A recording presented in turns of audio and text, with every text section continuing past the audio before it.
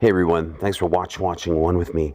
Today we're looking at the Aragon Hero. That's not H-E-R-O, but H-I-R-O. Now, what makes a Hero are typically the indices are made out of this loom material. So the entire indice, in this case Arabics, are totally glow in the dark. They charge up and they give you a nice glow. Even in the daytime, if you're in the shade, you'll see a nice soft glow. It's really neat.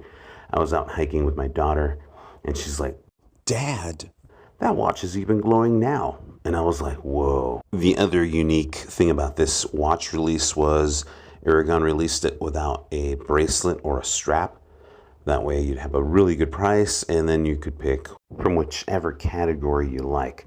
You know, recently I discovered that some people don't like straps. They only like bracelets, which is kind of odd to me. Seems like you're either on one side or the other.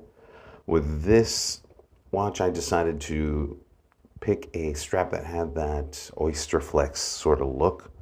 I put it on a deployment clasp. It's not fitted to the case, you know, there's like a little gap, but it looks pretty dang cool. And I think for this red dial, it was a really good match. So, but on that bracelet versus strap thing, I like either. I guess it just depends on the type of watch that it is and maybe the kind of colors that it has on the dial. Sometimes I think a strap accentuates the colors and really makes it look more eye-catching. And then other times, perhaps a stainless or other colored bracelet might look better. So, hey, you know, you pick what you like.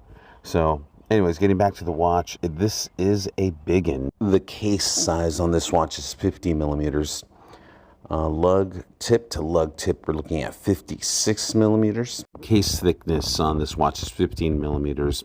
Most of that is because the bezel is stacked on top of the actual case, as you see here. It's a beautiful design, very nice. The one thing about it is, though, the tip to tip being 56 millimeters, I think it's a little bit uncomfortable sometimes. Part of that might be my wrist shape.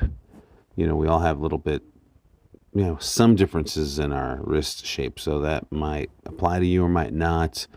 I found it to be the same feel or the same level of discomfort with either the bracelet or the strap. Now, the reason I didn't apply a quick adjust clasp, you know, those rectangular shaped clasp like you find on a Rolex,